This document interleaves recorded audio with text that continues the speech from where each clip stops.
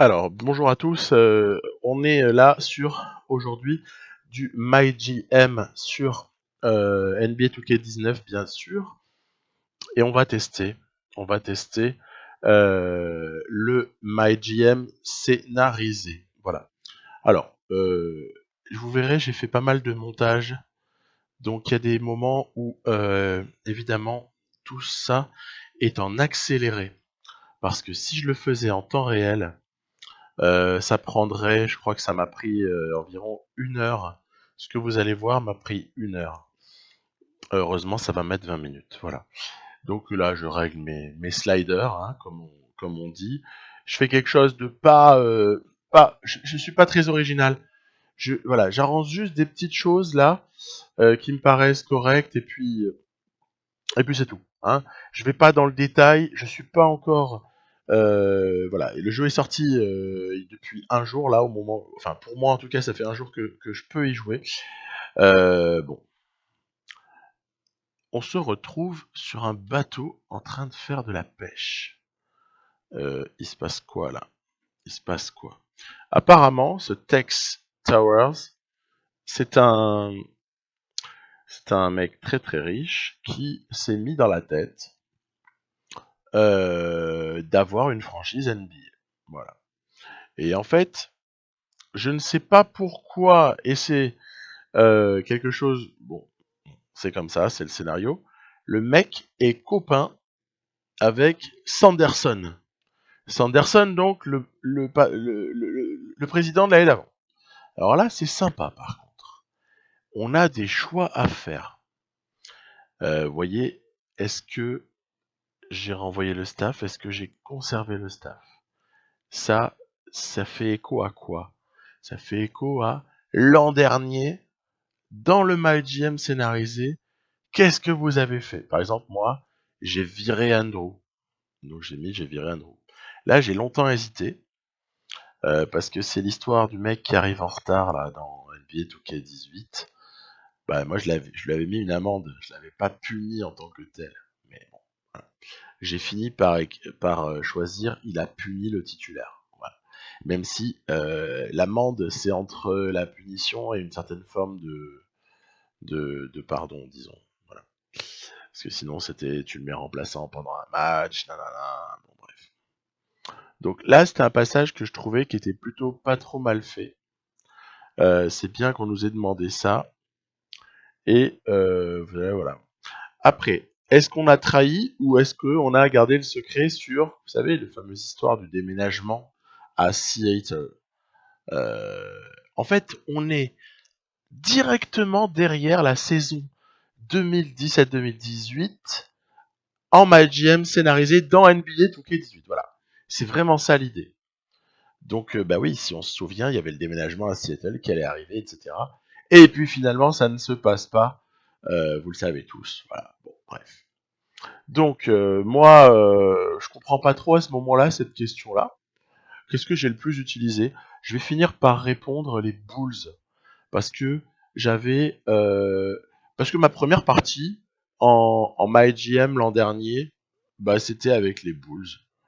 Dans 2K18, voilà, quand j'avais eu le jeu. Donc, j'ai fini par répondre les Bulls. J'espère que ça n'aura pas de conséquences trop fâcheuses, quoi. Voilà.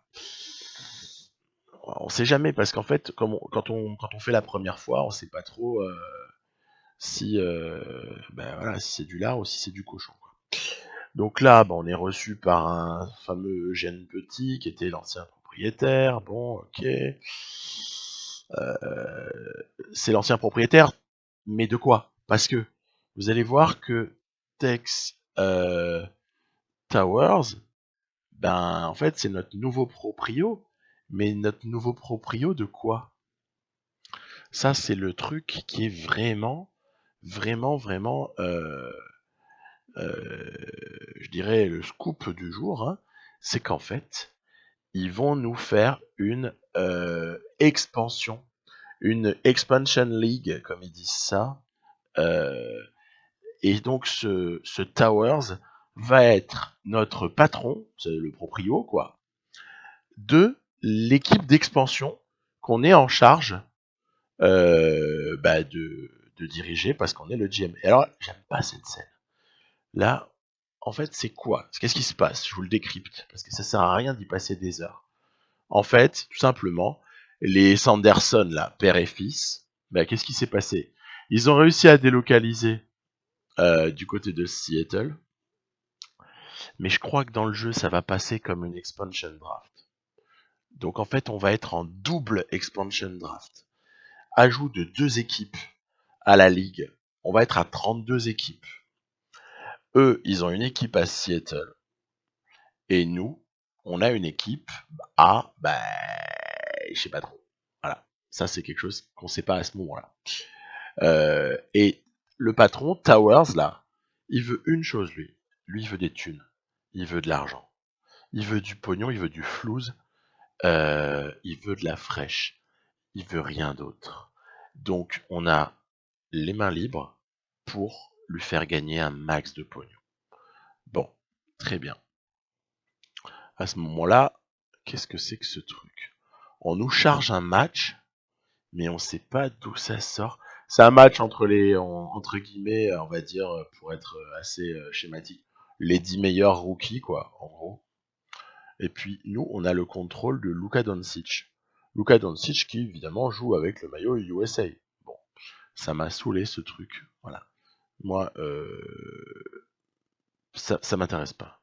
Donc, ouais, à un moment donné, je lui réponds que les grandes villes attirent les agents libres, parce que si on fait une fondation d'équipe dans une nouvelle ville, autant prendre un gros marché. En tout cas, c'est le parti que je vais prendre pour cette partie. Puis voilà, peut-être que quand je referai un MyGM, peut-être que je choisirai autre chose. Mais pour celle-là, alors que là, on est complètement assommé de cinématiques, mais toutes plus inutiles les unes que les autres. Ça, c'est notre staff, en fait. En fait, notre staff, on le recrute là, le mec dans un casino, ça va être le directeur financier. Le préparateur physique, c'est un mec qui, ouais, tu crois, je sais pas trop. Ok, d'accord. Juste avant, là-haut, là, sur le toit du parking, c'était je sais plus, notre futur coach, je crois. Ça, le mec à la casquette rouge, c'est le gonze qui va être chargé du recrutement. Là, on a un assistant GM, voilà. Après, on lui dit à notre Texan là, on lui dit, mec, est-ce que tu veux pas connaître quand même ton coaching staff? Tu le veux pas? Non, non, je m'en fous. Moi, ce que je veux, c'est du blé. Voilà. Bon, très bien, très bien. Puis là, vous avez une espèce de d'évaluation qui va revenir pas mal de fois. En fait, je l'ai compris après coup. C'est un peu notre fil rouge où on a un peu le bilan de ce qu'on a fait. À droite, vous avez les noms des mecs qu'on a pris comme staff. C'est tableau score, en fait. Voilà, ils appellent ça le tableau score. Arrive un moment super intéressant. Choix de la ville pour l'expansion. Et moi, je vais pas vous faire de mystère. Je vais hésiter entre plusieurs endroits, mais des gros marchés. Donc, il y a un gros marché qui va m'intéresser, c'est San Francisco. Il y a un autre gros marché qui peut m'intéresser, c'est Anaheim. Parce que Anaheim, il y a aussi pas mal de recettes potentielles. On rappelle, on est tenu par une histoire de pognon. Hein. Et puis, sinon, il y a Montréal qui plairait bien, qui peut être pas mal. C'est pas un petit marché, hein. C'est plutôt un gros marché. Et puis sinon, du côté de New York, il y a Brooklyn, bien sûr, avec les Nets. Il y a New York, évidemment, pour les Knicks. Et puis, il y a le Bronx et il y a un endroit qui s'appelle East Rutherford. C'est dans le New Jersey, en fait. Voilà. C'est dans le New Jersey. Et je m'aperçois qu'en fait, c'est à East Rutherford qu'il y a finalement le plus de flouze à se faire parce que c'est le plus gros marché disponible. Alors, des 1471 millions revenus métropole. On a 20 millions de population. Enfin bref. Bon, l'intérêt des fans n'est pas énorme, mais je vais prendre ça. Voilà, je vais prendre ça. Donc, une fois qu'on a fait ce choix, bon, en gros, on crée je vais être trivial, on crée une troisième franchise à New York, hein, point. Hein. Voilà, c'est tout ce qu'on a fait. Hein. Bon, l'idée, c'est que maintenant, il faut. Alors là, on tombe sur Black Panther, là, il est mythique, lui. Lui, c'est un mythe vivant, là, le t-shirt, je veux le même. Le Black Panther, il va nous poser une colle en plus, il va falloir faire une devinette. Enfin, c'est de la prise de tête, je vous dis pas. Donc le Black Panther, là, il nous fait, voilà, c'est quoi le chiffre qui complète cette suite de nombres? Mais mon Dieu, mais qu'est-ce que tu me veux, toi? Bref, je finirai par trouver, mais bon, bref. Je trouve pas qu'il y ait vraiment de logique dans leur truc. Ok. Et puis donc, pourquoi est-ce qu'ils appellent ça le génie marketing? Parce qu'en fait, ce mec-là, on croit que c'est le génie marketing, en gros, vers lequel on nous a envoyés pour faire quoi? Pour fabriquer, on va dire, le logo, en lien avec le merchandising, avec tout ce qui peut être, vous savez, l'habillage, quoi. L'habillage concret autour d'une équipe, hein, tout simplement. Donc là, il joue à la devinette, bah ouais, je propose 3, voilà. C'était 3 la réponse, mais bon, bref. Voilà, bref, je trouve pas ça très logique. Et donc, mais bon, peu importe, c'est pas du basket. D'ailleurs, du basket, vous en avez vu, vous? Est-ce que vous avez vu du basket? J'ai surtout vu des cinématiques toutes bien faites, hein, ça va et tout. Je vous avoue, il y a plein de fois où j'ai pas lu le texte au bout d'un moment, quoi. Là, il y a quand même le vieux qui veut nous défier en 1 contre 1 sur le toit. Je ne sais pas quoi vous dire. Je ne sais pas quoi vous dire. Le premier à 5 l'emporte. Alors du coup, ben voilà, ben on va jouer avec lui, hein. La première fois, il me met un bash. Heureusement, je prends le rebond. Premier à 5, hein. Premier à 5 points. Un panier, c'est un point. Là, je vais faire un petit style. Là, je vais piquer la balle. Et oui, il faut pas oublier que dans le scénario de Touquet 18, notre personnage qu'on incarne, c'est un ancien super grand joueur, hein, puisque le mec s'était pété je sais plus quoi là au genou en finale de conf ou quelque chose du style en une certaine année. Là, ah ouais, il a fini de dribbler, donc forcément il est obligé de prendre un shoot moisi, on le colle. Voilà, on va prendre la mesure du vieux, hein, c'est notre boss. Hein. En fait, on est en train de jouer en 1 contre 1 contre le patron de l'équipe, le proprio. Hein. On a réussi à le geler. Et puis, donc voilà, je sais pas quoi vous dire. Je voulais laisser la scène parce que elle est assez, c'est assez surréaliste. Cet âge, ancien joueur NBA, d'accord, on va resituer les choses. Ancien joueur NBA d'un certain talent. Hein. Voilà, hop, voilà, on le prend en vitesse, en qualité athlétique, on est meilleur, bref. Ancien joueur NBA de talent qui qui est défié en 1 contre 1, qui accepte le défi de son patron, qui est un mec qui ne connaît strictement rien au basket, d'accord? Il connaît rien au basket, hein.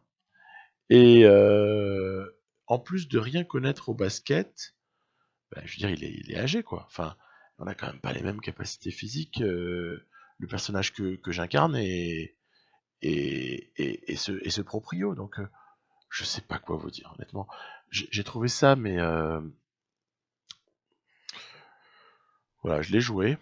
Contrairement aux autres choses qui sont proposées, là, le coup, on incarne Luka Doncic, là, tout, ça m'a mis saoulé complet. Là, j'ai fait faute. Bon, qu'est-ce que vous voulez que je vous dise? J'ai pas vraiment de mots, si ce n'est que, bah ouais, on a gagné, voilà, bon, ok, super. Donc vous allez d'ailleurs voir dans quelques secondes l'épilogue de ce match dont on se souviendra pendant, je dirais au moins 1 minute ou 2, quoi. Voilà. On finit avec un petit lay-up et voilà, donc 5-0. C'est bon, ça va? C'est bon, on peut passer à autre chose là? Merci beaucoup. C'est pas que je m'ennuie, mais c'est qu'on a une expansion draft, nous, à faire après. On a pas mal de boulot. On aimerait bien passer à l'aspect business NBA, on aimerait bien passer au-delà de ces cinématiques qui sont qui ont le mérite d'exister, qui peuvent plaire à beaucoup de gens, mais qui personnellement, au bout de là, je suis à quoi là? Là, je pense qu'à ce moment-là, je suis à bien 40 minutes de jeu. Vous voyez ce que je veux dire? Enfin, vous allez le voir dans pas longtemps, je pense, quand vous y jouerez. Ou alors vous l'avez déjà vu. Vous êtes à 40 minutes de jeu. Et encore, j'ai pas tout lu. Hein. Je suis allé vite à des moments. Hein. Vous êtes à 40 minutes. Il y a Black Panther qui revient. Ah, ok. On cherche donc à nous faire quoi? Bah, à nous faire tout le boulot. Tout le boulot qu'on faisait quand vous voulez faire quoi? Faire une expansion draft. C'est tout. Bah oui. On devait choisir un logo, on devait fabriquer les maillots, on devait fabriquer la salle, etc. Moi, je vais choisir un insigne là qui est dans le jeu parce que j'ai pas envie d'épiloguer. Je vais les appeler les Eagles, évidemment. Les Eagles de East Rutherford. Euh, je change un poil les couleurs, je personnalise, mais bon, voilà. Et j'ai pas peaufiné hein, cet aspect-là, je vous l'avoue volontiers. Je me suis dit, allez, on va faire juste un truc qui soit jouable pour pouvoir comprendre ce MyGM scénarisé. Et c'est très probable, sauf si je suis très content de la partie, mais c'est très probable que, vous voyez quand vous reculez là, vous avez des maillots, voilà. Il y a l'aigle là. C'est bien, j'ai pas eu à tout refaire. Après, c'est sympa hein, quand on a le temps de tout faire soi-même et tout, c'est génial, hein, je dis pas, moi je l'ai déjà fait, hein. Mais bon, voilà, là on est sur un MyGM qui est censé commencer. Voilà, d'accord. Donc, cela étant dit, notre spécialiste marketing, la jeune dame que vous avez vue, est contente d'elle-même, mais c'est nous qui avons fait tout le boulot. Lui, il est content aussi. Le Texan, de toute façon, tout ce qu'il veut, c'est de l'oseille. Le coaching staff est content. Et là, on nous fait un 3 contre 3. Ok, d'accord. Bon, écoutez, moi, ça m'a saoulé, toutes ces histoires-là. Donc, le 3 contre 3, à dégager. Si on pouvait passer un petit peu à ce qui va nous occuper, hein, c'est-à-dire, ben, je me redis, mais ah tiens, ben voilà, c'est l'étape de la création de la salle. Donc par défaut, ils vous mettent les Baltimore, je sais plus d'ailleurs le nom de l'équipe, mais voilà, ils vous mettent une équipe de Baltimore là, qui est une des équipes d'expansion proposées par défaut. Les Barons, voilà, c'est ça, les Baltimore Barons, les barons quoi. Euh, donc voilà, moi je cherche, j'hésite, machin, je refais. Vous voyez, progressivement, je vais la personnaliser quoi. Je vais la personnaliser. Je commence par changer la couleur des lignes. Bah ouais, le rouge, ça se voit super bien, mais on n'a pas de rouge dans nos couleurs. Donc je vais mettre du blanc. Voilà, je vais mettre du blanc. Ok, les lignes, c'est fait. Après, bah, je vais mettre des petites inscriptions, on va pas en mettre 100 000. Hein. Mettre des petites inscriptions sur derrière les paniers et puis sur le côté, voilà, un petit truc standard, pas de prise de tête. Ok. Ensuite, oui, j'avais laissé un truc rouge, il fallait pas. Bref, je suis revenu. Vous avez une vue globale, de toute façon, après. On va changer ce qu'il y a autour. Et puis, puisqu'on a, j'ai introduit du violet dans nos couleurs, et ben voilà, voilà. Donc on a notre salle là, voilà, qui correspond à peu près à ce que je pouvais vouloir. Là, je tâtonne un peu pour les couleurs de parquet, les couleurs, vous savez, à l'intérieur de la ligne à 3 points, extérieur, etc. Bon. C'est super marrant, hein. Sans rigoler, moi je l'avais déjà fait. C'est pas nouveau. Hein. Moi tout ça, je l'ai déjà fait dans Touquet, mais même dans le 17, je l'ai fait quoi. Donc bon, très bien, très bien. Mais si on pouvait passer à autre chose, moi ça m'arrangerait bien. J'aurais bien envie de voir les vraies nouveautés du jeu, surtout qu'il y a quand même pas mal de choses qui sont super intéressantes. Donc, après tout ce concert de blabla, de réunions, de cinématiques qui, vous avez vu, je passe de plus en plus vite, on nous organise une entrevue avec Hassan Whiteside. En fait, je sais pas trop à quoi c'est destiné. Peut-être simplement à ce qu'ensuite il y a Andrew qui nous casse les bonbons à nous dire ouais je suis au courant et tout, hein, t'as vu Hassan Whiteside? Et puis là le mec se prenne la tête, ils se disent mais il y a une taupe dans le vestiaire. Il se passe quoi là? Il y a une taupe, on va essayer de trouver la taupe. Et bon, ben, en définitive, moi je sais pas s'il y a une taupe, je vais décider de dire, allez, c'est bon, on calme un peu le jeu, on va pas se prendre le chou, hein. Et puis du coup, ben, toutes ces allez, encore Andrew. Moi, ce qui m'a gavé le plus, c'est d'avoir tout le temps le personnage d'Andrew sous les yeux, en fait. Voilà. Ça m'a vraiment gonflé, je vous l'avoue. Et bah, j'ai juste une envie, c'est que ce mec-là, j'ai plus envie de le voir, en fait. Voilà. J'ai plus du tout envie de le voir. Voilà. Donc voilà. Là, on a enfin quelque chose d'intéressant, c'est la loterie.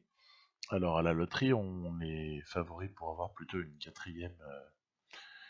quatrième place, qui serait déjà pas mal, un choix numéro 4. Et puis vous allez voir que bon, bah, en fait, je décide d'avancer. Et puis en fait, on va se prendre le choix numéro 1. Alors je sais pas si c'est scénarisé ou s'il y a une part de hasard. Je l'ignore totalement. C'est le nombre de parties qui nous le dira. Donc voilà.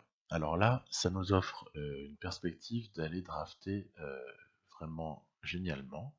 On peut prendre qui on veut de la draft 2018, rien que ça. Et ensuite, il y aura l'expansion draft, etc. On a un staff très satisfaisant aussi. Donc voilà, je vous dis à très bientôt pour la suite de ça. J'espère qu'on parlera un petit peu plus basket, mais j'en suis certain. J'en suis certain, parce que je pense qu'on a mangé le pain noir. Bye bye.